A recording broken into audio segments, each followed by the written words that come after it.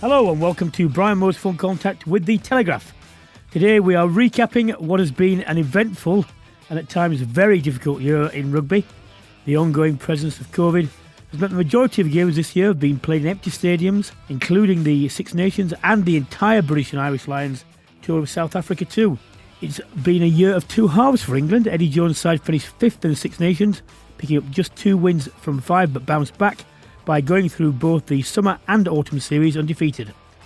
Over the course of the year, Jones has drafted in a number of fresh faces as he looks to build a new look squad ahead of the 2023 Rugby World Cup.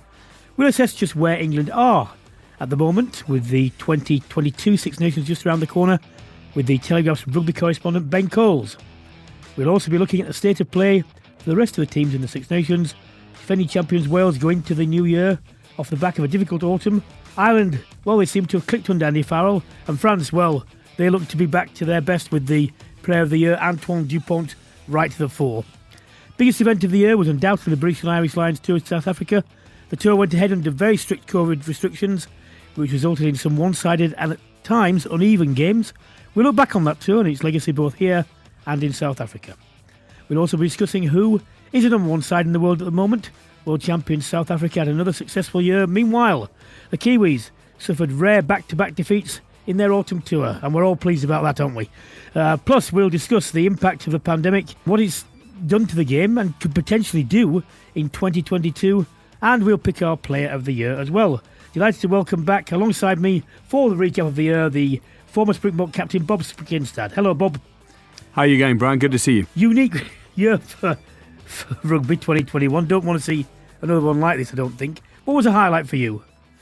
I think, for me, the highlight, and I'm sure we'll get on to Lions and that kind of thing, the highlight was actually the sort of the autumn tour, having full stadiums, yes, having the clash of the Southern Hemisphere versus the Northern Hemisphere. The results weren't amazing for the Southern Hemisphere, but that's okay. You know, going to Twickenham for me with so many thousands of people, Murrayfield the same, Millennium Stadium in Cardiff the same. South Africa didn't go to Ireland this year, but there were some incredible results out there as well. So it was just great to have rugby back as we know it. That was the number one highlight. And then I think over the course of the year, I liked the United Rugby Championship and the fact that you could play Southern Hemisphere and Northern Hemisphere in a provincial setting as well. And I think that bodes well for going forward in the Champions Cup and the like.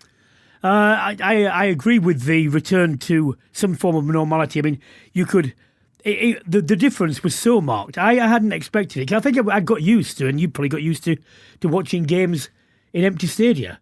I don't think I could ever get used to that. It sounded like, these big meaty thumping hits and just echoing around an empty stadium was terrible. I did some commentary on some of the games, and you would have done the same. And it just it feels soulless, and it's certainly not as exciting as when the crowds are part of the game. Well, funnily enough, I think the highlights for me, the being at an eighth-fall Twickenham to see the final, the Exeter final with Quins, was an astonishing game. And Quins actually had 3 games, 2 against Bristol and 1 against Exeter, which were just... And they were club games, so you can't mark them on the same scale as international games, but they were everything you want rugby to be. Oh, absolutely. And the style of rugby that was played as well as the quality of the comeback, the depth of points they had to make up in those games. They were amazing. I think and we'll talk a bit more about different players, but to see a young Quins side just gel like that and come back and have the confidence to play that kind of rugby was outstanding. Well, the showpiece event was meant to be the British and Irish Lions tour to South Africa. It wasn't ideal in all sorts of ways. No fault of anyone. Everyone, they got it away. What did it deliver in your opinion? Well, I think it delivered in the high end competition, the tightness of the game. I think everybody from here can say, oh, South Africa played dour rugby and did X and Y and Z and it wasn't as fun. But then I think that the Lions had the opportunity to play. We saw in those sparkling 25 minutes of Finn Russell in charge. People forget that. They don't. It's all very well saying one side did this. You were on the field. You were as well. on the field as well, exactly. So, but we did see glimpses of the opportunities to spread it wide, and I think we've seen South Africa play that stranglehold rugby. They scored as many tries, they got as many points. So I don't think it delivered, and I feel very sorry for it because I've been involved in tourism ambassadorship. I'm a proud advocate, as you know, of people visiting South and Southern Africa, and I love it to bits. And not one fan or person that I've spoken to got out there except the players, and they were in a bubble, and they weren't able to enjoy the tour as they will be. So a lost opportunity there. When you look back on it, do you think there's anything that could have been done differently? No, at the time I was saying postpone the tour and do it next year. But look where we are now. We're postponing the tour and potentially going back into a lockdown. So yes, we would have lost on both counts there. I think it had to go ahead. We watched the games on television. The showpiece that the players put on was big, competitive, crunching, physical rugby, and well done to them for that. I just wish there were 80,000 fans in every stadium watching them. We'll be talking about England's year in a bit more detail with Ben Coles, but game of two halves, if you want to use that cliche. Do you expect Eddie Jones to stick with the revised squad that he's got now, which includes several younger players? Yeah, I think you're 100% right. Sort of year of two halves. But if you look back, a roller coaster ride of two halves, because England were in not the form of their lives, playing in the Six Nations, and what that has become was competitive and difficult for them away from home as well as at home. But then they did have glimpses of some really good performances. The England players played well on the Lions tour. The end of year for me, England won it, if you want to talk in that parlance, hands down. So all's well that ends well for Eddie, and I'm sure his selections will be ones that'll be well favoured in the future. It was basically a successful autumn series for the Northern Hemisphere sides. I do think we have to put in this quite strong caveat that all the Southern Hemisphere sides were away for a long time. The longest I think I was on tour was Lions in '89. That was 9 weeks away. When you're talking about 14 weeks, which I think the Kiwis were away for, it must have some effect, mustn't it? Oh, absolutely. I mean, look, and we've spoken about this in the past. It's not an excuse that any of the teams have bleated out, but the Springbok team were in a bubble away from, remember the families could come in and see them, but away from normal life from the 28th of May. Yeah. So it's an extraordinarily long time to be out of your normal environment. And I think that tiredness showed, but those players are going to go back. And, we've seen World Rugby push back against this global season. These competitions changing and the COVID effect of having to make up games, etc., is actually, it's playing out a global season without actually announcing it. And these players are going back. They've just finished up. They got a Christmas break now, and they're in. January, they're starting to play Rugby Championship, Super Rugby equivalents, etc. We're going to see the same players on the fields again.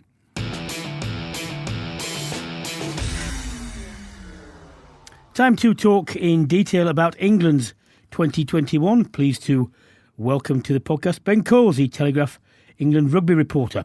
Ben, look, they went into the Six Nations as favourites, last Six Nations, picked up just 2 wins out of 5, finished 5th. What went wrong? That's a good question. I mean, when we think back on that Six Nations campaign, which does feel like an eternity ago, there were so many sort of different issues in each of the 3 losses to Scotland and Wales and Ireland that where England are now has shown that they've actually shown quite a bit of development. I mean, I think the problem with the Scotland game, there was certainly a lack of attacking ambition. It feels like they've come a long way from that now with the tandem of Marcus Smith coming in and whoever he's going to partner in midfield. And then in terms of the Wales game, shipping close to 40 points or in that region was not great, obviously. And then I think the worst of the lot was the game away in Dublin against Ireland, where England were well outmatched and outplayed. So it just seemed as though at times they were getting a bit outcoached, that the systems weren't developing as well as they would have hoped at this stage of a World Cup cycle. And I guess credit to the coaching staff, therefore, in the summer, sort of hitting the reset button a bit and trying to reevaluate where they were going and what the direction was heading into the next World Cup. And it feels like they've reset their course somewhat, looking ahead to that tournament. When I spoke to Eddie Jones, principally about the leadership book that he's written, and we touched on these subjects, and he said to me that he felt they'd hit the Saracens button too hard. And what he meant by that, I think, was... And I did feel sorry for him. I did think there was, not an excuse, but there was a reason for this. Saracens, as we all know, had the year where they were going to be relegated. They didn't play for ages, but nevertheless they formed the largest part of the England leadership group. Between them, they had multiple caps, and if he had said, right, you haven't played, I'm getting rid of all this experience, and it had gone badly, everyone would have said, you've got rid of all your leaders and all your experience. What on earth do you expect to happen? And as it turned out, they were undercooked, and they just never got it right after that. They never recovered from that. And I think whether or not it was forced on him for the summer tour or not, or was it a conscious decision, the ability to get away and introduce new players effectively, washed that out of the system. So, he said there would be changes after the Lions tour. He wasn't wrong. What do you think is likely to happen in terms of the squad going forward, and the players that have been not shunned, but have been overlooked, and the newcomers? It's a really good point you make about him talking about sort of changes after the Lions tour and changes to the squad, because I feel often that's those sort of England matches on that tour when the Lions are away, we often do see a lot of new players sort of coming to the side, but very few of them hang around and are there necessarily building through to the next World Cup. Whereas actually in that game against the USA in the summer of the first game, that was the debut for Marcus Smith and Freddie Stewart and other promising forwards like Jamie Vermeer and Joe Hayes. And you have actually seen those players then retained into the autumn at the expense of more experienced players. I think Eddie's sort of in a perfect position because he's been able to get rid of those sort of more experienced players who weren't necessarily in the best form, or in the case of George Ford, are in obviously excellent form, but he feels it's not the right time for him to be part of the England squad. And yet he's still been able to win matches and have an unbeaten autumn, and develop young talent with a view to the next World Cup. And then if he needs to call on a Vunipola brother or George Ford or someone like that, Ben Earl springs to mind as well, who was playing very well for Saracens and before that for Bristol, then he has the depth to bring back in. But it also seems quite clear that he wants to really build around Marcus Smith at 10, to really build around Freddie Stewart at 15. And then it's hard to imagine an England side without Maka Vunipola over the next 2 years. But if you've got Ellis Genge playing the way Genge has been playing for Leicester and for England, and then Joe Marler is still as effective as he's at loosehead, then Maka Vunipola is sort of left as a third choice loosehead. So I think in terms of the general direction, everything is going to have to focus around Smith and the attacking template they want to play, and therefore they're going to have to work out what to do in midfield and who the best options are there and what the best combination is. I think that has to be the priority, because other certain positions in the team seem to be sort of nailed down already. The only position I'd argue about is maybe number 8, where Tom Curry's been playing there, and with Courtney Lawes as a 6 and Sam Mandel at 7, that's worked quite well. But the form of Alex Dombrand in particular has been so impressive, I think, for Harlequins, and he offers so much with his ability to break the gain line, and with his support running as well, Dombrand, that perhaps there's something to be looked at there as well.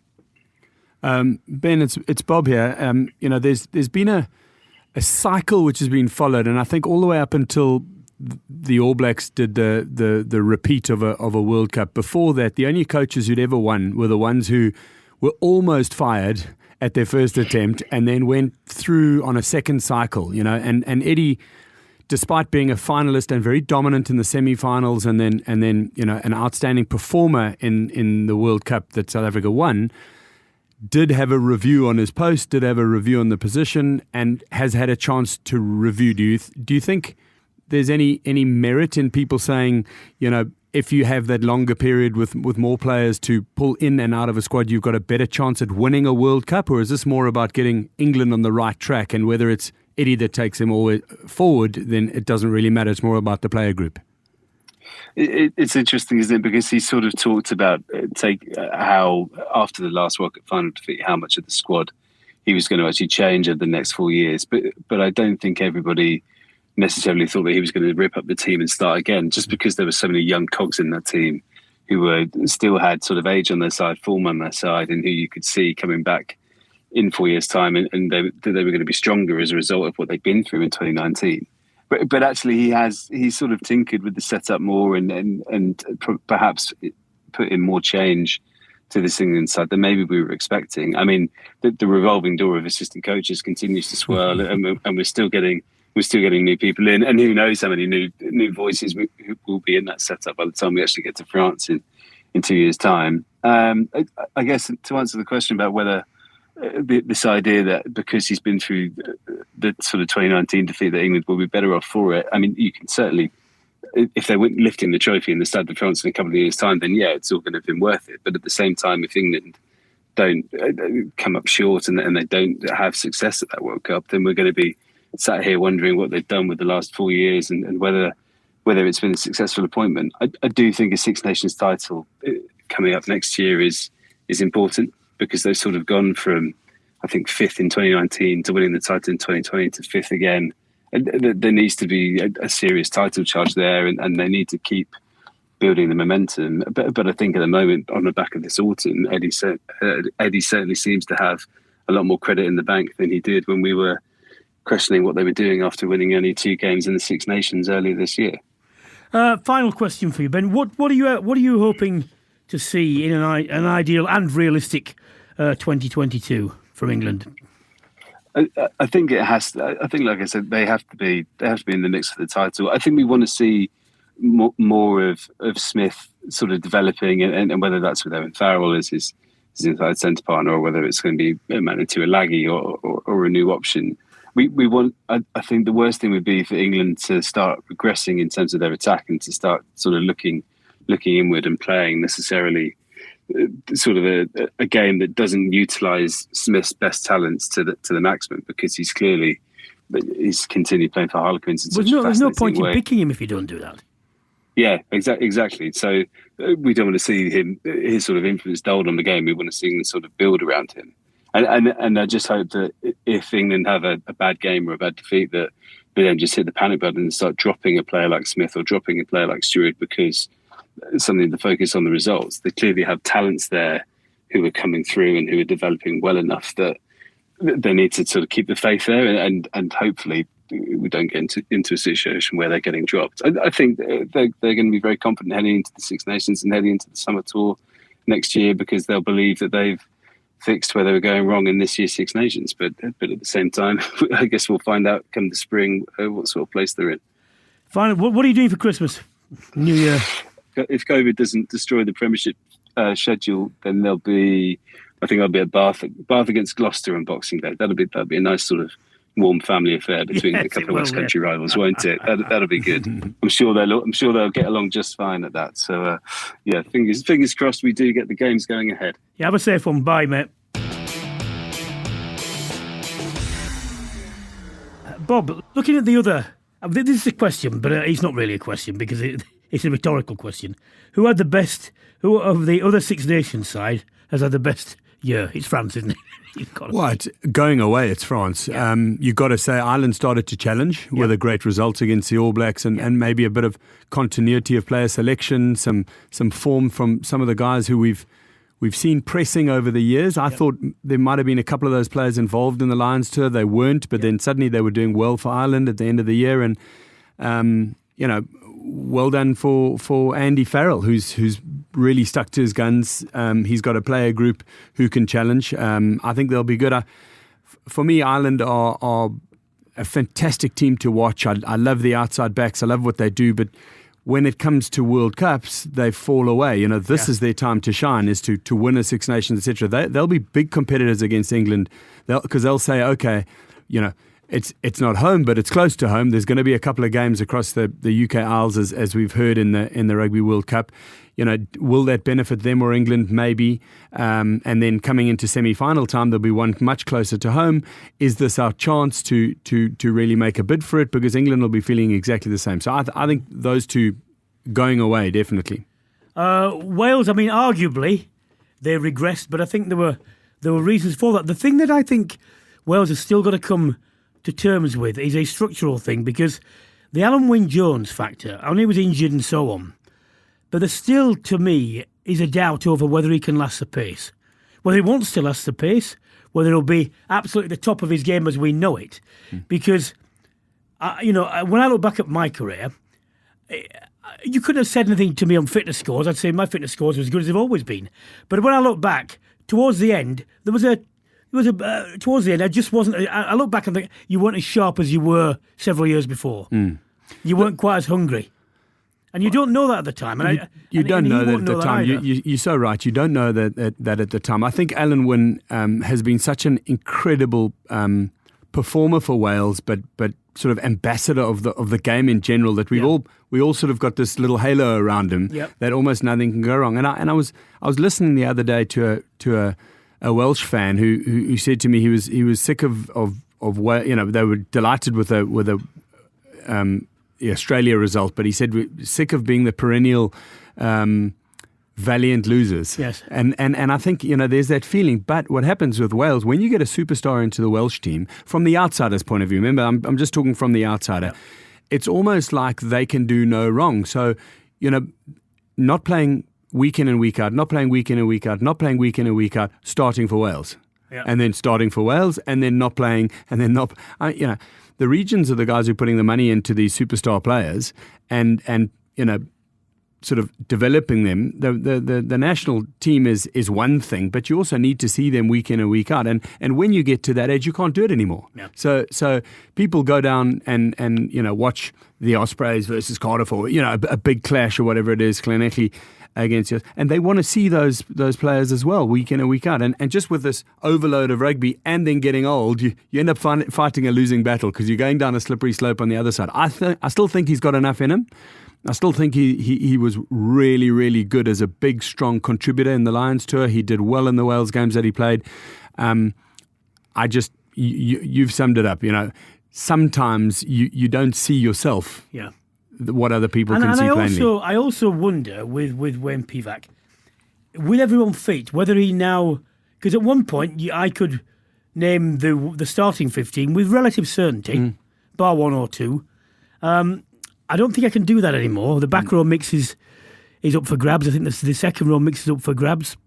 The halfback one is certainly. Well, you're so right, and I think sometimes, and maybe this is part of the context we're talking about, sometimes it's also the coach's fault.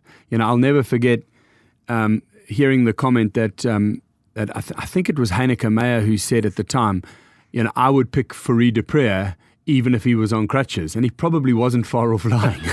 You know what I mean? And that's the sad part, is that you've got a number 2 scrum half, working really hard to be the number 1 when he can, who wasn't at that stage a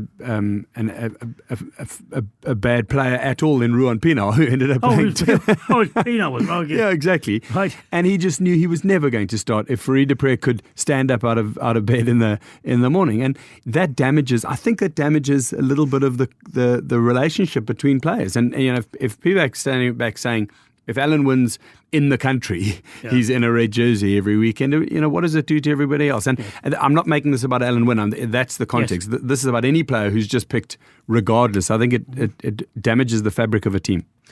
The Scots are in the position that they've always been in for me. There are lots of hope, not quite nailing it.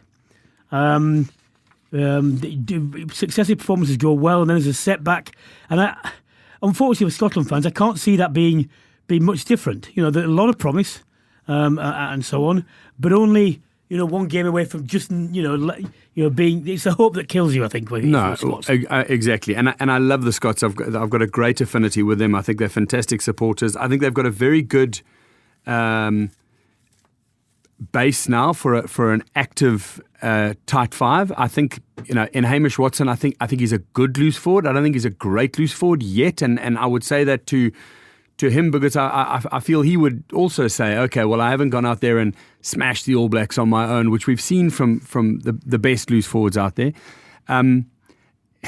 If the Scots were a bowler, they'd be military medium. They might nick one or two off every time they bowl, but not win the game for the team. And unfortunately, I think that's going to be. Let's not mention cricket at the moment. No, not today. You're right. I woke up early this morning to watch. Yeah, some not so military medium bowlers hit Joe Root in the unforgivables. So, but I think I think they can do a lot more, the Scots.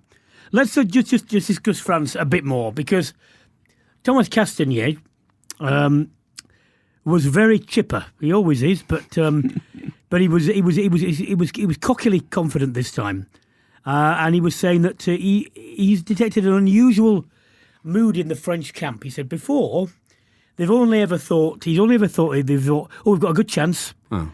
This time, he said, he feels that players like Dupont and other players have got it in their mind that this is a World Cup that is on the home soil, that they can and they must and they should and they will win.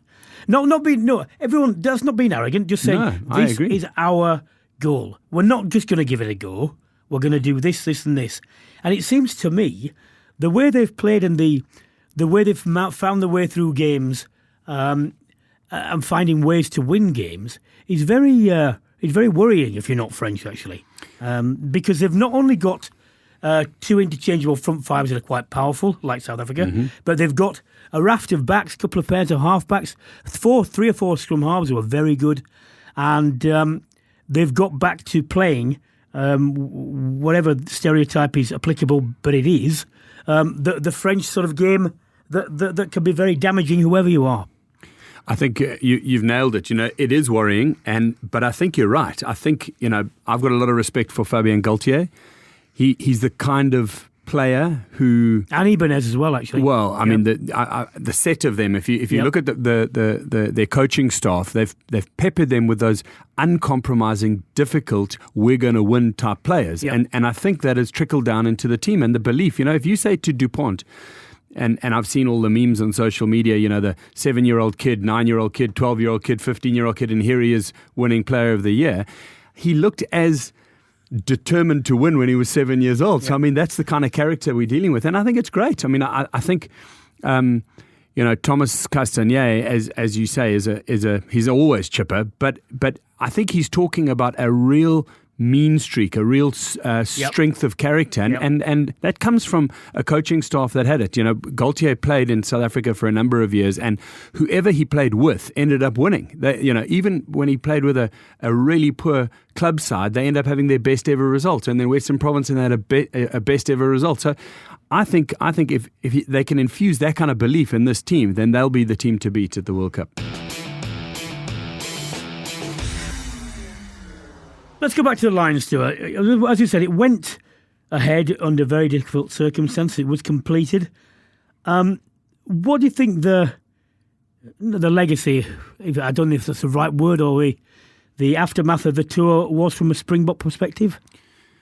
Well, it's a tough one. I don't think reputationally the Springboks shot the lights out there. I think Russie's move with the original video, I absolutely think, and I've said this before to you, I think it was an all or nothing shot. I think he sort of said to himself, if I don't get this video out there, we're not going to change the referee's mind by the second test. If we don't do that, we're going to lose the second test. And it worked. So, if all's fair in love and war, then well done to him for that. I still don't think it enhanced in any way his or South Africa's reputation. The fact that he's gone and posted quite a lot of other stuff on social media afterwards, I think is showing a relatively puerile attitude to and how... making a documentary by all accounts. Well, exactly. And the attitude is not one of respect. World Rugby gave all of us our job, our go at playing this great game. They've managed it. Can I ask you this, Bob? Straight, look. I understand from a historical, political, cultural perspective why South Africans might feel the world is against them. In World Rugby, they've been a dominant force for such a long time. Them and the All Blacks have been the two major countries.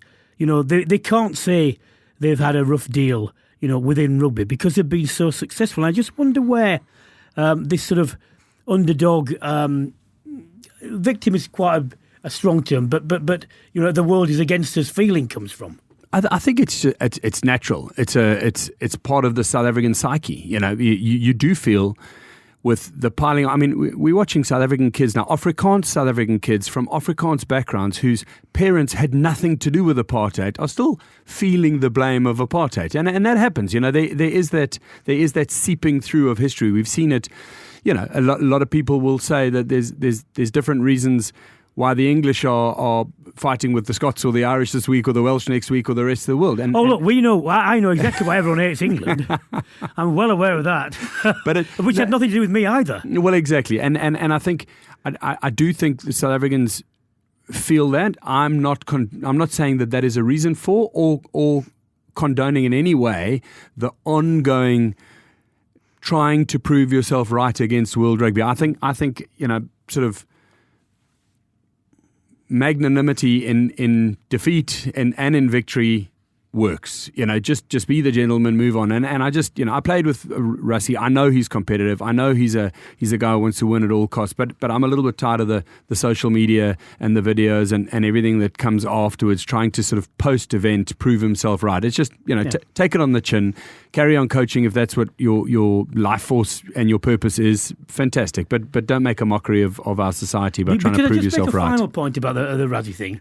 South Africa, going to the World Cup, they doesn't want this legacy in the background. No, talking, not at all. Just get on with the rugby. And it doesn't do anything to help the coaching career of Jacques Nienaber, who nobody ever talks about, who's actually the head coach of South Africa. Yes. And Rassie brought him into the fold, so be respectful there as well. From a Lions perspective, what do you think they need to learn ahead of their tour of 2025? Because it didn't go well for the Lions. I thought that they were dragged into, willingly or unwillingly. If it was willingly, it was daft. If it was unwillingly, they failed to spot it and rectify it, to a game which they were never going to beat South Africa at, because South Africa were much better at it. And when you saw the 20 minutes when Finn Russell came on, it was like a light bulb going on. He came on, he distributed the ball much better. They got beyond the Springboks' powerful first-line defence, and everything seemed possible from there, and they just didn't do that enough. And if Warren Gatland didn't see that, he should have done, to me. I think so. One caveat, though, is that the Lions tour, traditionally, at least 30% of the selection comes from observing the teams that play the big and tough provincial teams. Yeah, and they didn't have that advantage. Yeah. You got to New Zealand. And also, Finn Russell wasn't available for the first. That's what I'm saying. So you go to New Zealand and you play against Wellington. I mean, you're playing against probably 11 starting All Blacks anyway. Yeah. And if some guy comes out and has a cracking game, you know that he's going to be part of the mix. He might be in the 23 for the game against New Zealand Maori, and then he proves himself again, and then the guy's into the test team. This time, you played the Sharks twice, and 280-0 or 80 points to 15 victories. You can't tell anything from that. So I don't think that the coaching team and the selectors had that advantage, and I think that was probably the biggest factor. Well, I think the biggest thing that they can take away from it is Warren Gatland, who's been a brilliant servant coaching-wise for Wales and the Lions, done tremendous things.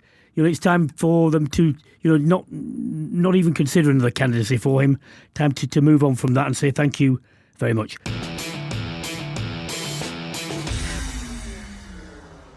Bob, rounding up the year, team of the year for you. Let's go internationally. Well, I mean, I think you struggle to go a long way past, France's fantastic victory against the All Blacks at the end of the year, being the performance of the year. Were they the team of the year? Between them and South Africa, with a cumulative win rate, I think. Yeah. But definitely for me, the kind of magic rugby that we saw from France turns a player like me. I avoided all the rough stuff that you used to get involved in, Brian. So for me, the team of the year, France. I agree with that. I do one wish. I wish that the Ntamak launched from behind his own line and ended in a try. Yeah, ended in a try, because that would have been an astonishing achievement. And I was on the field when they scored the Sant-Andre try from behind their posts. Yeah. Wow. Yeah. Try from the end of the earth. No. The try from the end of the earth. Was away. Was away. Was down away. In New Zealand. Laurent Caban did the inside-outside. That's right. Yeah. But that was a 105-yard try, the one that I watched from afar. Jerry Guscott has still got a scar on his chin from where he dived to catch Sant-Andre and he got caught. Oh, really? I didn't know at the time, otherwise I'd have said well done to Philippe, but never mind. South Africa, successful year, but when we had Eddie Jones on, he said that the current side, South African side, was coming to the end of a cycle of a few players. And same with players like Vermeulen, who's been so good. I mean, fortunately for South Africa, there are so many good players, who've never been actually near the squad. I mean, if you think about centres, Dale and Am, and then you've got, we've talked about this before, the Quincy. Andre Esterhuizen, No, I mean, Andre Esterhuizen he's almost a carbon copy of Damien Delendi. He's just 10 years younger. Yeah. and I think, I mean, if you look at, I was watching Jasper Wiese play today. I mean, he's also an outstanding ball carrying player. They had a really tough match, this weekend, but came out on top eventually. And I think, if you look at Dwayne Vermeulen, if he goes on into retirement, plays a couple of years for Ulster and doesn't play for South Africa again, there are replacements for him, Well, you see, the question down here is, are you concerned ahead of the World Cup? I wouldn't be concerned if I was South African, because there are loads of players that aren't in the squad that we know are really, really good, and people don't know about them because they never see them in international jerseys. Yeah. But the quality, is there throughout the team, and provided, this for me is the biggest challenge for South Africa, is getting the selection right, because you can't have more than the 30-odd squad, and you want the best one. Exactly, you're right, and I think you've got to have the questions of, if Eddie thinks the team's a little bit older, that's fantastic. I'm sure he'll gobble up some newspaper columns inches with that in the sort of the next couple of the months or the years into the World Cup. But if you look at the spine of the team, for me, Willie Leroux played his last test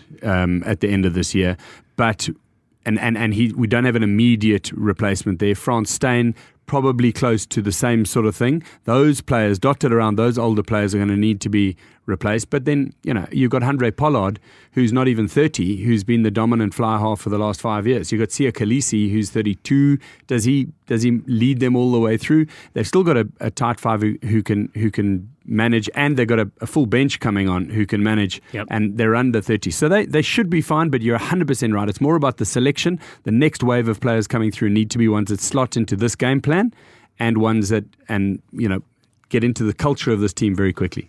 Antoine Dupont was named Player of the Year recently.